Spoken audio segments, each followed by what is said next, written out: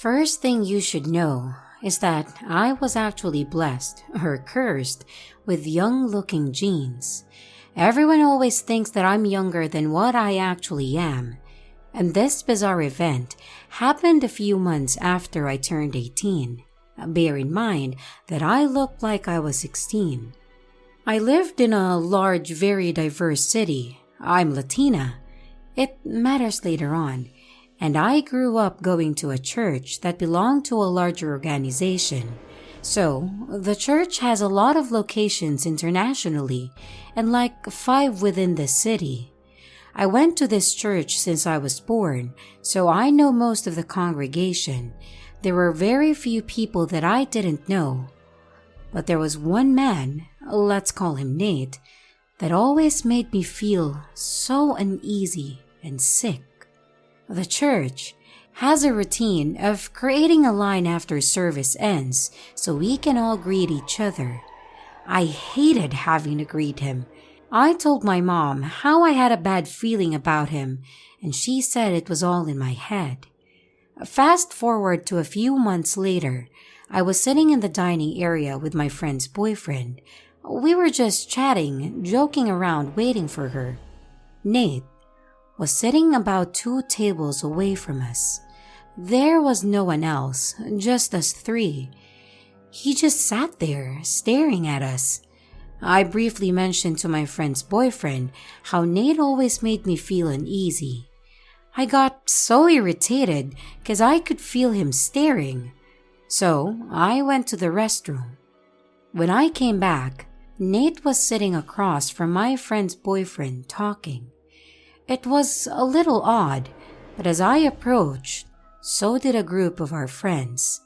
Now, it was about 8 of us, ranging from the ages of 16 to 22. We all grew up together and met in youth group, and we were sitting with a man in his late 40s. He sat in complete silence with us, just staring at me every now and then. And about 5 minutes later, my friend's boyfriend said, "Oh, we have a youth meeting we need to get to." We all got up and left Nate sitting alone.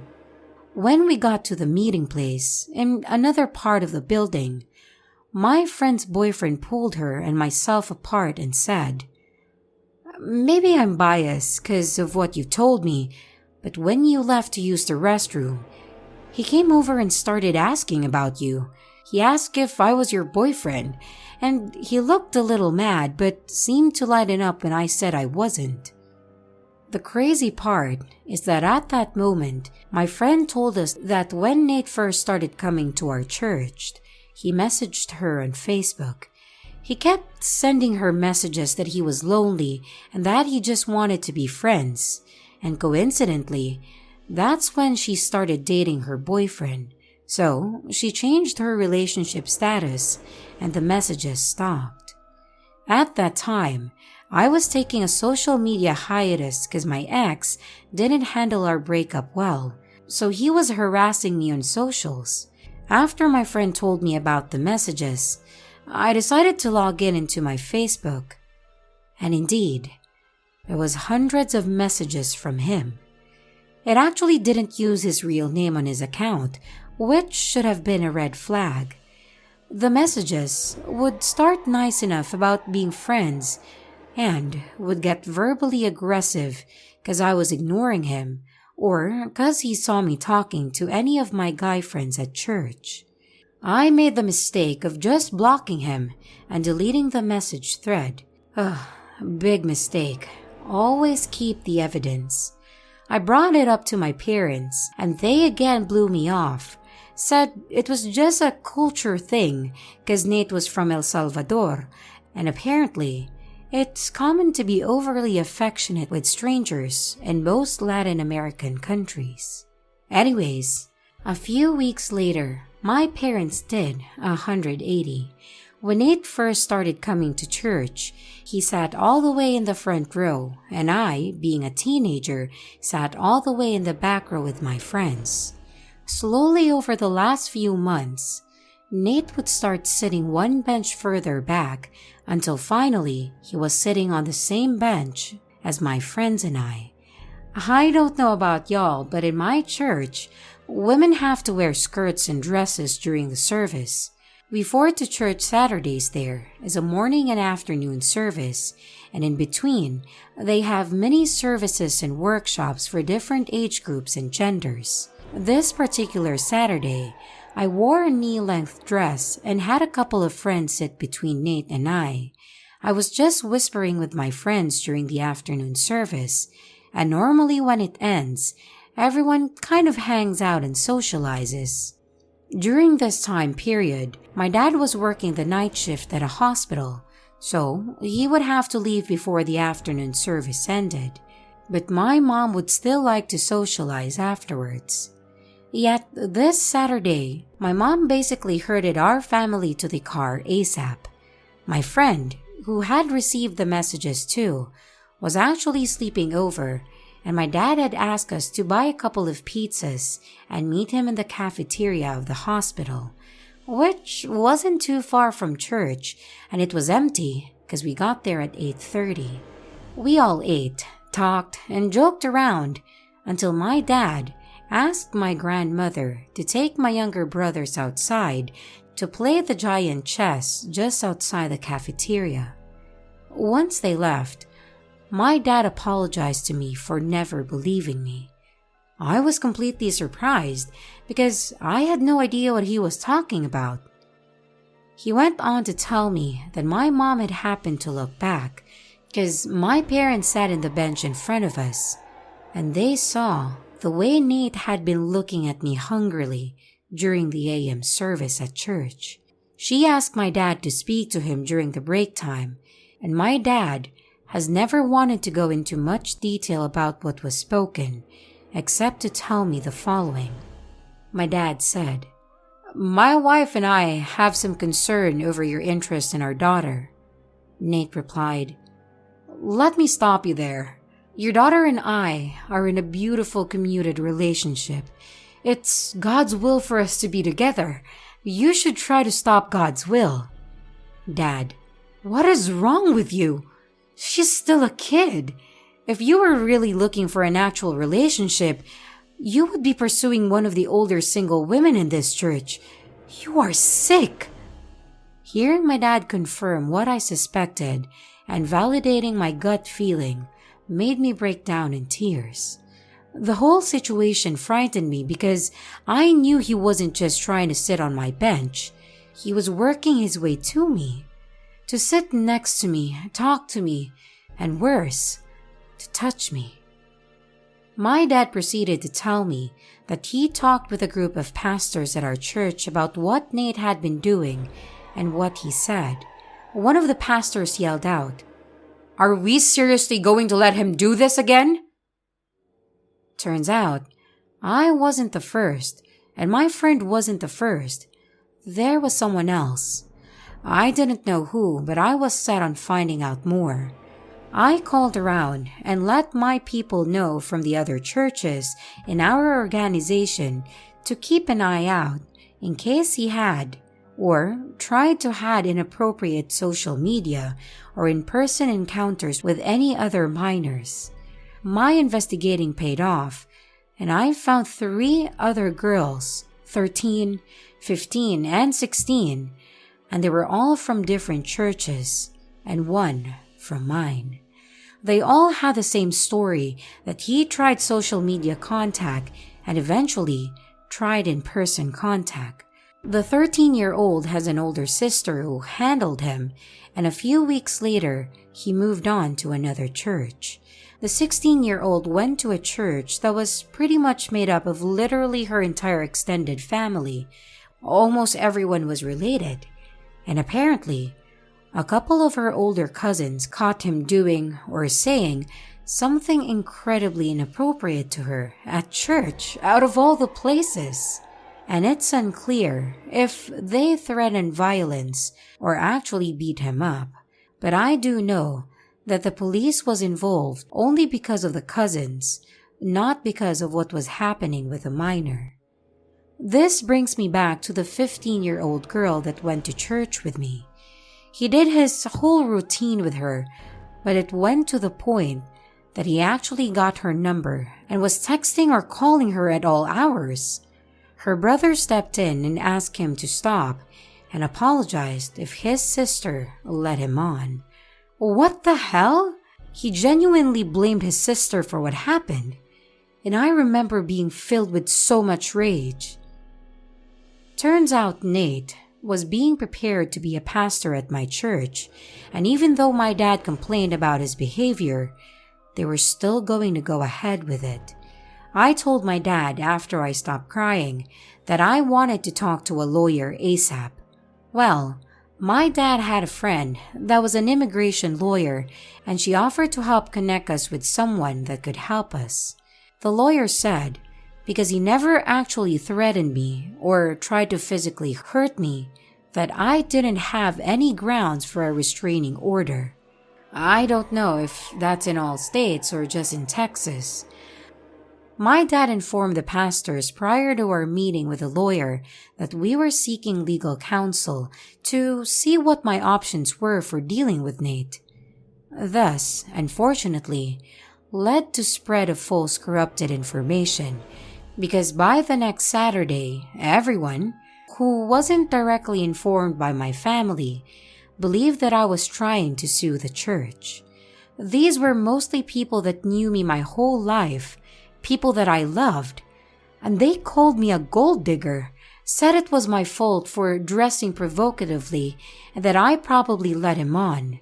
Keep in mind that I didn't wear V-necks, made sure that my dresses were at least knee length, and if my shoulders were exposed, I wore a cardigan unless it was very hot out. It broke my heart, especially because one of my favorite uncles, the only one that also goes to church, actually sided with them. And to this day, I only politely greet him, and I don't hate him, but my love for him is gone.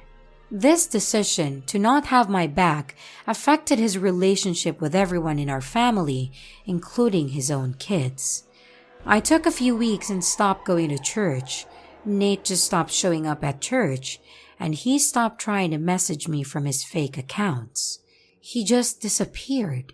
Things got so hostile that the president of the church organization administration had to step in and hold a hearing for everyone's complaints.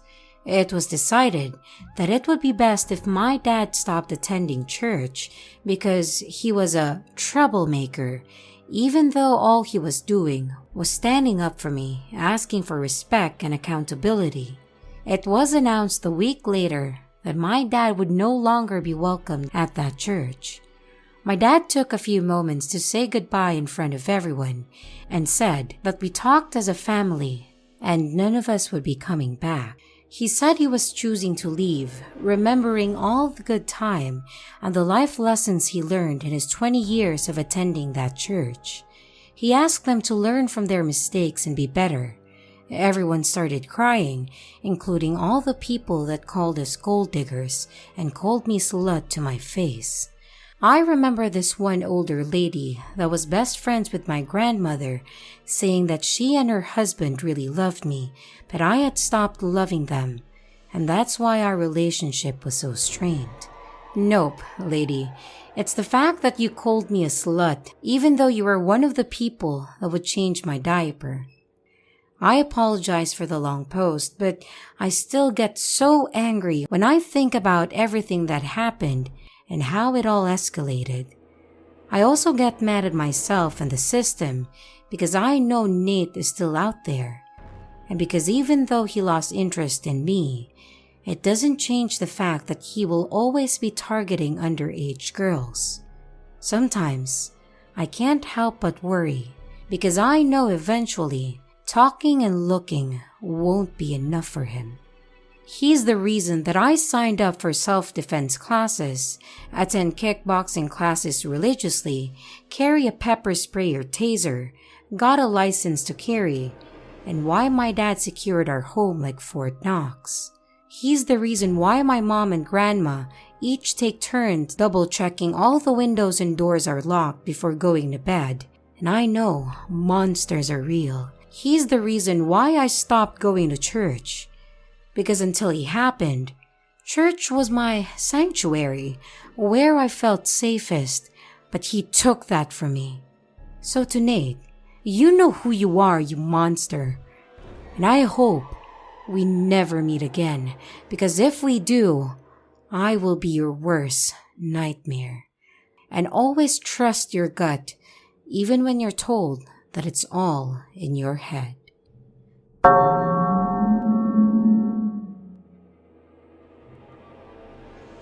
He stalked me across 2 different countries, so this is going to be pretty long. Several years ago, I was using a dating app. It was all fun and games, and sometimes I met some people for hookups, sometimes I didn't, and most of the time, I didn't even reply to those who only sent me certain types of pictures unsolicited. One day, this guy shot me a message on there. He was, or is, 4 years younger than me, meaning he was 18 at that time and I was 22. I didn't really consider him my type, but at the same time, I also didn't think it would hurt to get to know him. I mean, looks are just looks, and there have been plenty of times where I fell for a guy, not for looks, but for the personality. So maybe that could have been the case too. I just came out of a pretty toxic relationship that involved lots of cheating, trust issues, and insecurities. So I wasn't really looking for a new relationship, but it did feel good to get positive attention from guys. We started texting back and forth, nothing out of the ordinary, but I realized pretty soon that the part of his personality he let me experience considered of not more than, I'm horny, let's fuck. And look, no slut shaming, because I wasn't that opposed to it. As I said, I just had a nasty breakup and I was looking for some fun. So I said yes, we exchanged numbers, agreed on a date, time and place, and then we went back to our normal lives for now. I had a lot going on at that time, and it was only a few months until I moved to a different place. So I already started planning for all of that, and not just that, but a friend of mine invited me to come with him on a trip to Amsterdam, which obviously had to be prepared as well, since that trip was scheduled 2 weeks before I was supposed to move. Therefore, it comes to no one's surprise that I kind of forgot about that guy. Until the day we were supposed to meet up. He texted me a few hours earlier if we were still clear. After I scolded myself for forgetting, I told him that we were meeting as planned, even though that would throw my schedule off a little.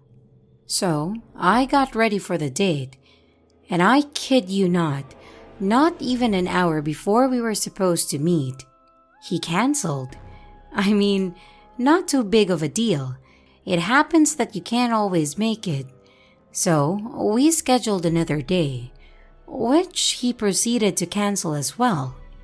Cancellation after cancellation, week after week, 7 different dates, and each time, it allegedly was a sick relative or pet.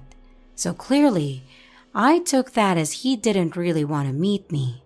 Which would be fine, I'm not everyone's type either. But he could have at least had the decency to not lead me on then. So I told him off about his shitty ass behavior, and I blocked him. Maybe that was a little of an overreaction, but I just didn't want to waste my time with a guy that seemingly always found excuses to meet me, when I could focus on either the moving process, the vacation process, or with another guy who was actually interested. But then, he messages me on the dating app. How dare I block him? And he wanted to meet me, but I was just an unappreciative bitch. Obviously, after that I blocked him on the app as well. I thought that I had heard the last of him, so I went on with my days. I already started forgetting him after a few weeks.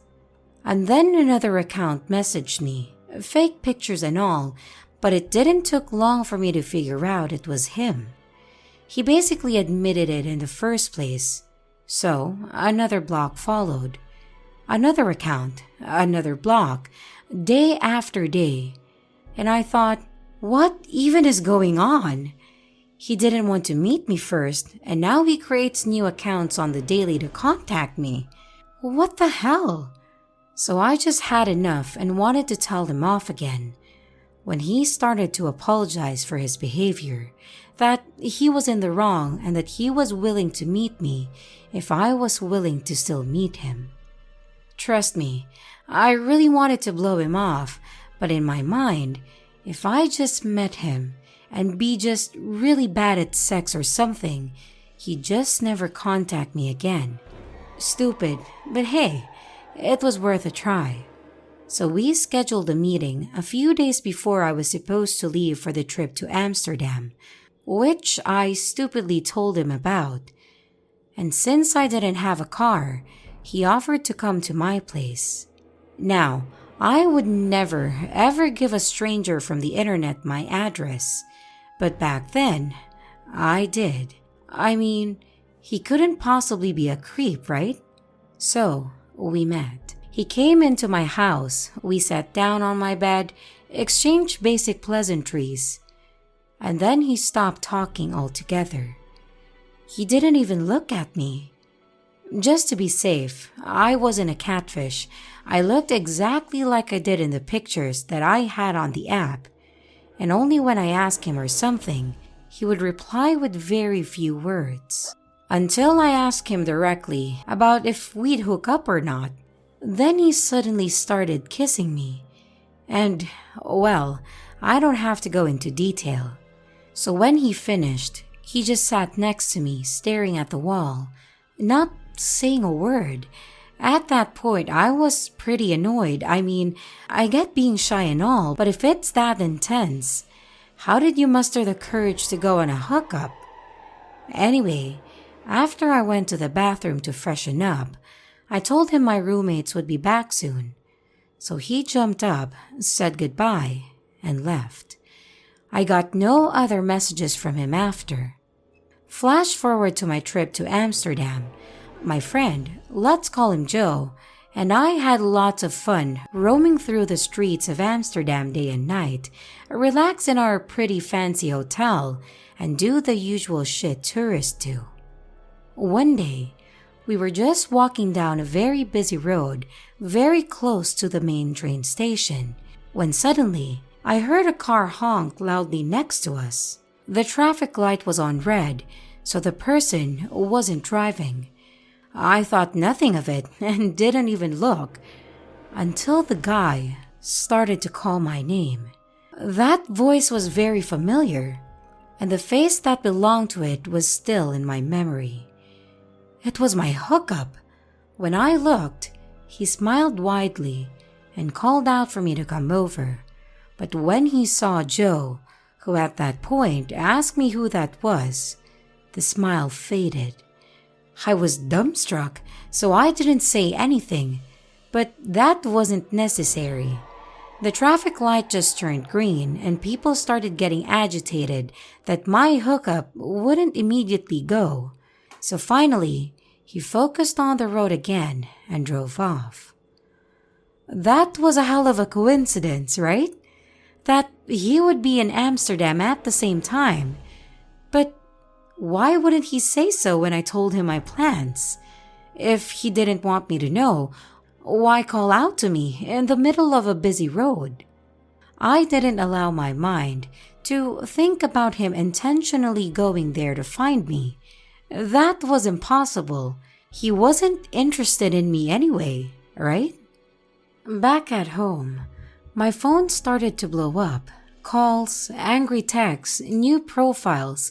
It didn't matter that I told him to stop. Didn't matter that I threatened to block him again. He told me that I was a slut for going out with another guy despite being in a relationship with him. That I was just like everyone else. That he deserved better than me, and then he said that he had just been coming to Amsterdam for me to surprise me. When I tell you that I changed my number and deleted the dating app quicker than I possibly could have dreamt of, I sprinted to my car and drove to the closest shop to get a new number. Not long after, I moved into the new place. I had 2 new roommates that were both in the same college courses I was in. We got along fine, and the house was pretty big. One of my roommates inherited it from her mom. The moving went smoothly. I didn't get another text, and I didn't get any messages on my social media, and he didn't show up to my old place. Eventually, a few months later, I basically forgot again. For more context, the house was in a village, not even a small town, but a village. There were no shops, no nothing. For shopping, we'd have to do in the next town that was approximately 4 miles away. My room was on the ground floor, and the window of that room was right next to the entrance door when you were looking at the house from the outside. And right beside my room outside was the carport. The ground was covered in gravel, and once anyone moved, the light of the carport would turn on. It was a pretty hot summer, so I sometimes slept with my window open. I wasn't that afraid because, once again, it was a small village and barely anybody would drive through here. So one night, I was sleeping, even had my back turned towards the window, and then I started to hear someone walking on the gravel towards my window. Immediately, I turned around, of course, and I saw a guy walking past my window. Though he didn't look inside, he walked to the mailbox and seemed to throw something inside, then left again. I was stunned for a few seconds, but at least it wasn't a murderer, I thought. So as soon as I could move, I closed the window and kept it closed each night from that point onward. This actually happened a few nights, that someone would walk to our mailbox in the middle of the night, but nothing was ever inside, at least that I knew of. It was weird, but maybe one of my roommates were receiving something personal that they didn't want to share. Cut to a few nights later, I was minding my own business when I suddenly heard some gravel again. My roommates had just gone to bed half an hour ago, and I didn't hear anyone leave, but I thought it was just the mailbox guy. But this time, he didn't walk to the mailbox, he just walked to the carport. I know that because the light turned on. Immediately, I texted my roommates about a guy in our carport. One of my roommates, Sarah, who had her room across the hallway from mine, while Mary, the other roommate, had hers upstairs, texted back into our group chat that we'd meet with weapons at the bottom of the stairs to investigate. I grabbed a scissor I had in my room and went to our meeting point. Turns out, my weapons were the most useful, since Mary came downstairs with a ukulele and Sarah thought an empty plastic bottle would suffice. After laughing at the absurdity of our weapons of choice, we started getting back in serious mode, going to the side door that led to the carport. Sarah looked through the window of the said door, but didn't see anyone, and the light was turned off too. Just in that moment, we heard someone tampering with our mailbox again. Not gonna lie, I probably peed my pants a little bit. Immediately, we ran to the front door, opened it, and looked outside. But there was no one. At least, not that we could see. After a look in the mailbox, which was empty of course, we went back inside. Not even 2 minutes later, I got a text from an unknown number saying how cute I looked in my nightgown, that no makeup even made me look prettier. He hoped that I'd come out alone so we could have some fun together like before I moved, but he was sad to find 2 other people with me. Needless to say that none of us slept that night. The police was called immediately and did a sweep, but no one was found on the property. He didn't exactly say it, but I know it was that guy, so I filed a report the next day. Nothing really happened with it, but since nothing else happened like that, I thought he got the message when we called the police.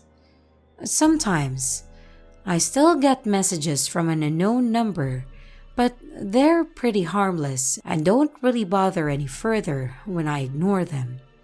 But the fear in the back of my mind that one day he could be back stays, of course. In the meantime, I took up self-defense classes. So, dear stalker, we better never meet again.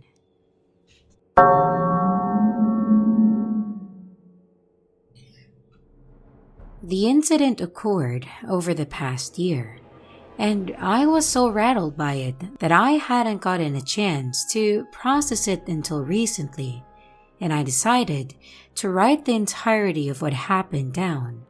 I don't even use Reddit, but I knew of this subreddit, and I'm hoping that in the rare chance that somebody out there knows the man in the story, maybe he can get help. But I also want to share it so that if he has any more victims, maybe they'll consider sharing their experience as well. It is bizarre, but admittedly, an entertaining story. So for all those reasons, I decided to share it on here. Also, I'm sorry for any shitty grammar, because I'm not used to writing like this. As an 18-year-old male, I never in my life thought that I'd ever have any association with a stalker.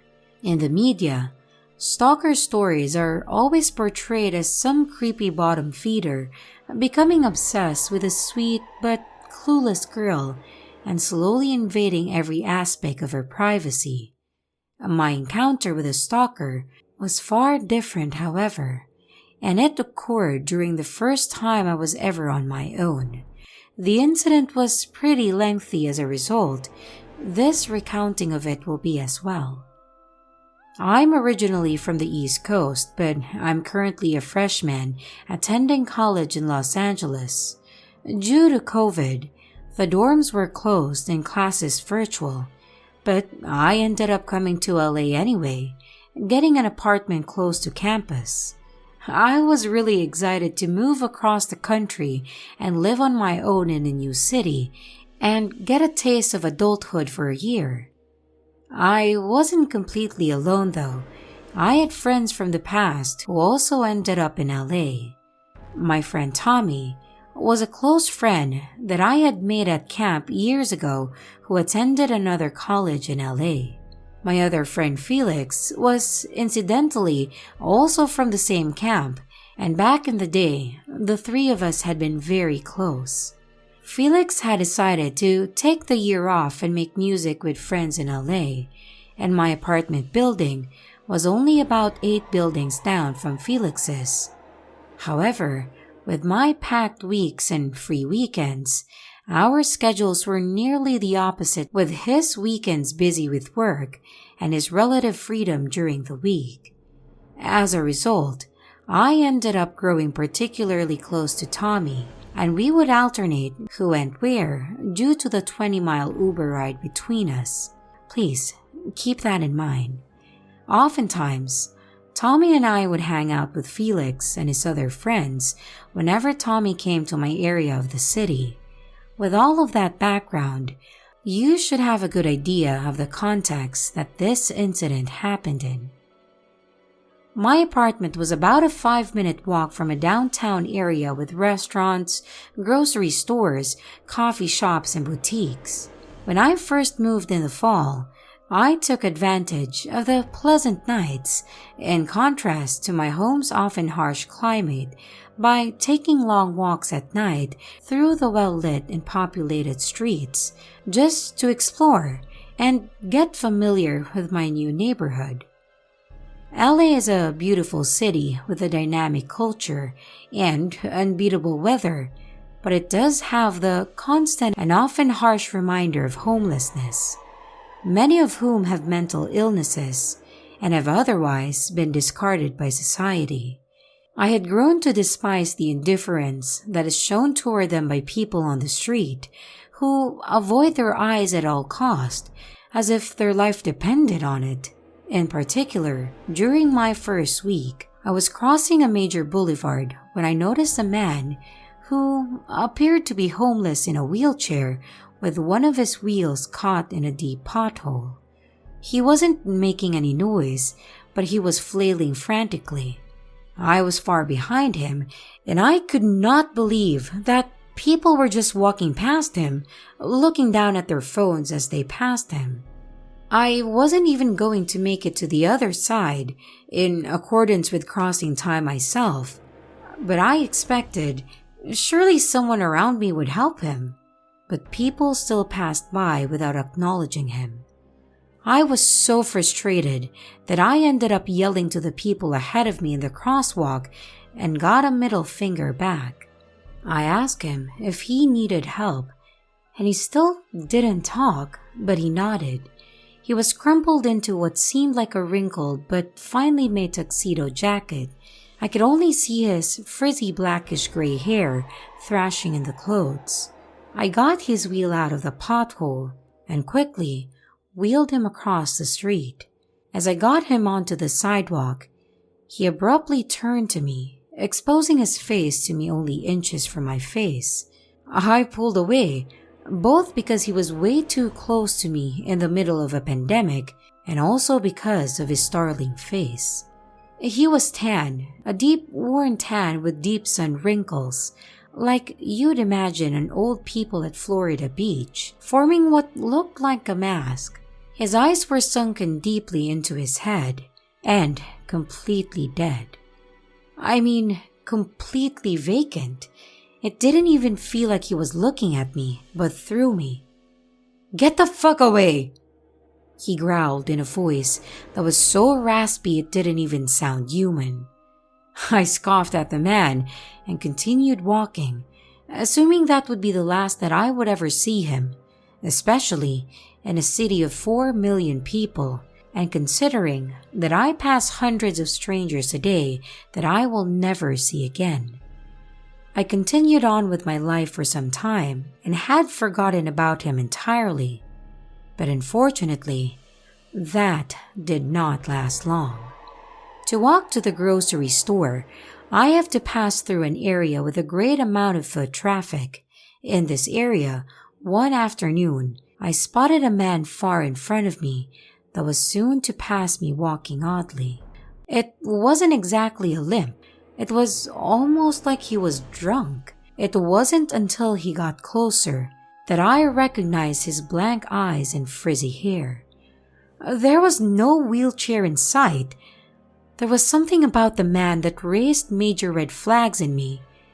Maybe it was the vacancy of his eyes, or just something judgmental gut instinct that told me to get away. I tried to reserve as much judgment as I could because I figured he likely had some sort of mental illness. I was hoping to pass him quickly without acknowledgement, but when I got beside him, he stopped walking, causing me to momentarily pause.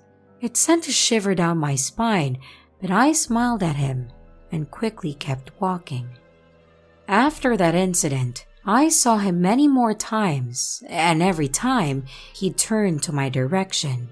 I learned to ignore it and barely register it. Eventually, he went away for a while, and I foolishly thought that was the last of him. Months after I stopped seeing him, Tommy was supposed to come over to my apartment. We were supposed to pick up alcohol for all of us before going to Felix and his friend's apartment, to hang out. As we were about to enter the liquor store, I could see the tall man with the tuxedo jacket standing at the intersection several feet past the store. I was somewhat disappointed that he had come back, but it wasn't the end of the world, especially because I was with Tommy and had learned to ignore him. I didn't even bother to explain the situation to Tommy. Anyway, we had just checked out and left the store, taking a left to a nearby intersection away from the one that I originally spotted him at. And guess who was standing at the crosswalk? My heart sunk, knowing it would only be the three of us waiting for the crossing sign to change. Tommy was talking to me, completely naive to the situation, but I could see the man beside him turn to us. Tommy saw my face change and turned to the man. Tommy quickly turned back to me, giving me a look upon seeing the man's face.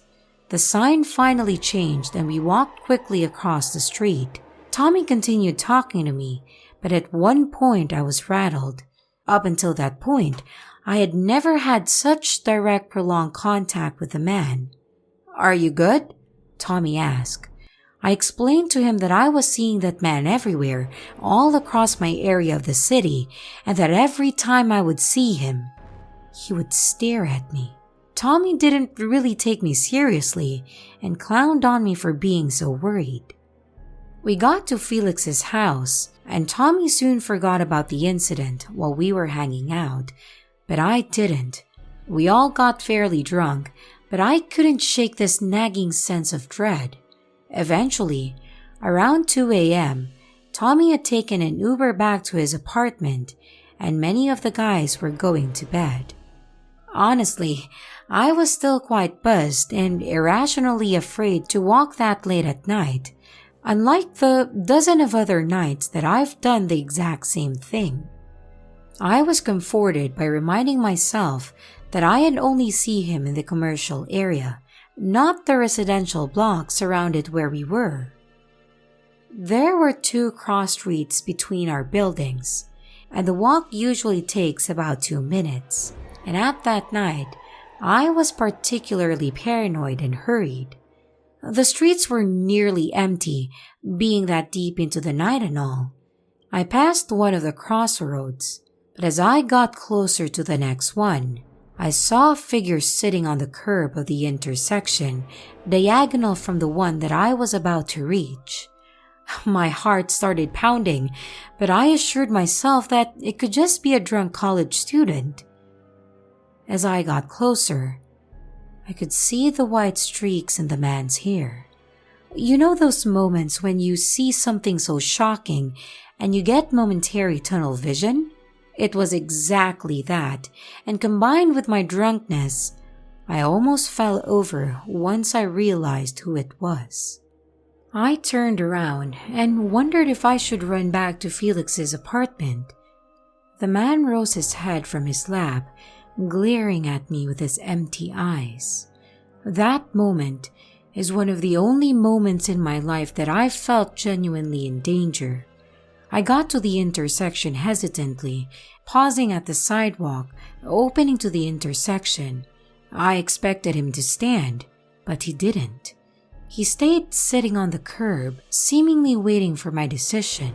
I looked down the cross street and wondered if I should walk around the block so that he wouldn't know where I lived, but part of me wanted to sprint to my building 200 feet ahead of me. My apartment building was large enough that he would never know my apartment, but still, the thought of him knowing my address was unsettling. I was running through the choices in my head when I thankfully heard 2 guys approach the intersection from the opposite end of the crossroad, right in the path of the man on the curb. They were both drunk, but when they saw him, they looked at him, and both looked at each other, then looked at me frozen. "There you guys are!" I yelled at them, beckoning them down the crossroad. They picked it up almost immediately, then yelled "hey" back, quickly passing him.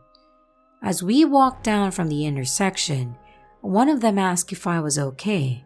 I explained to them what was going on, knowing that they wouldn't remember in the morning. After a continuous flow of "bro," we had reached the street parallel to mine. They had reached their building and said goodbye to me, and I was alone again. It had to have been 3 by that point, and I was exhausted. I decided to sprint home to my building from the other direction than where he was, so I could quickly slip into the building without seeing whether he was still there. When I got to the door, I couldn't help myself and look at the intersection as I unlocked the door. And he was gone. I quickly opened the door and closed it behind me. I pressed the elevator call button, anxiously waiting outside the door through the glass wall.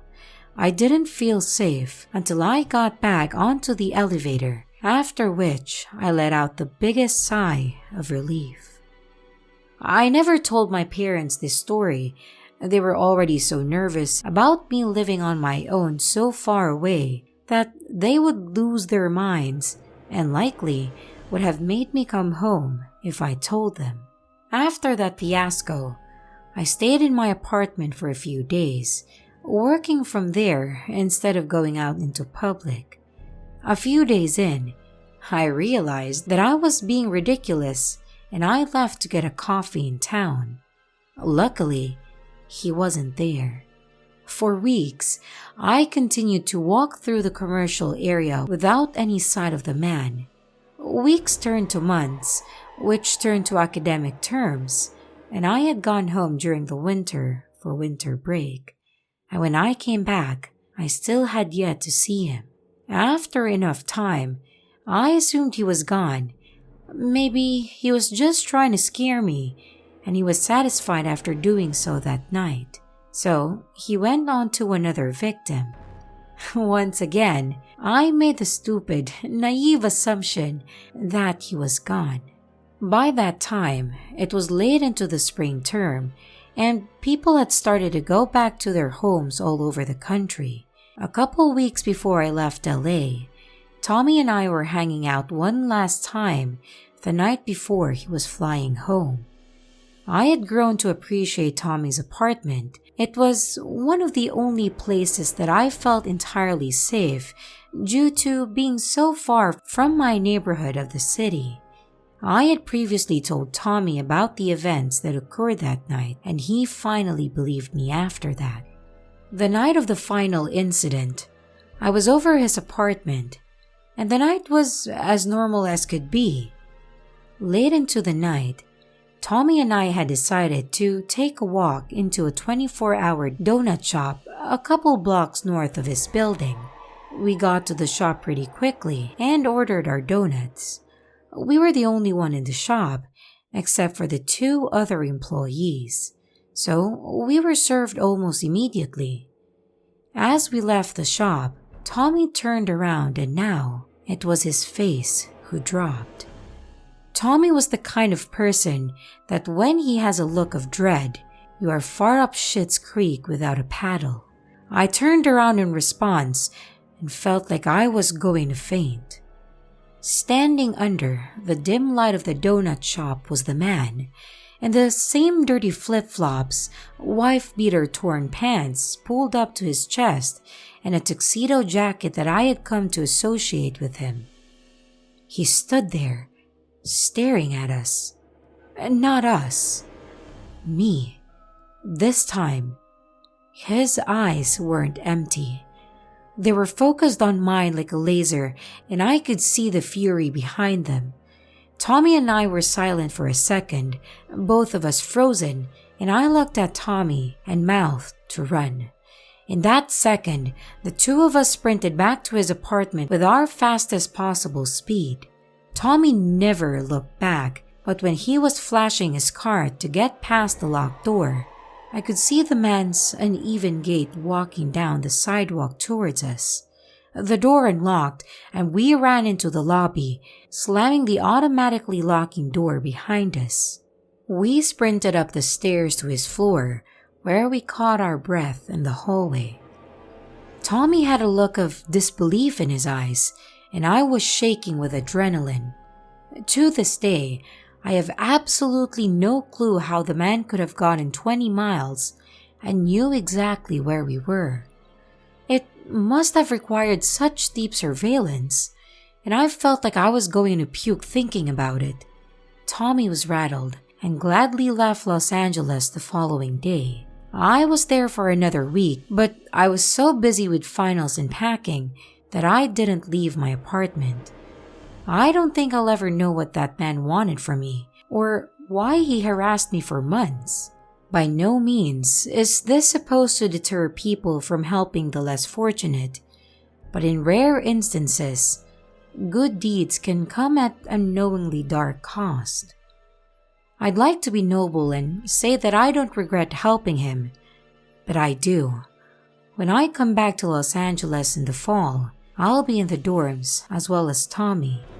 Somehow, that man was able to follow me 20 miles, so what is to say, he won't also find me in the dorms, only a few 100 feet away from my old apartment. I can't call the police. What would I say? The man hadn't technically done anything wrong, and furthermore, LA was filled with vagrants, far out of the light of the police. I won't tell my parents because they'll kill me knowing that I kept it from them the whole year. I can only wonder what will happen this fall, and I guess only time will tell.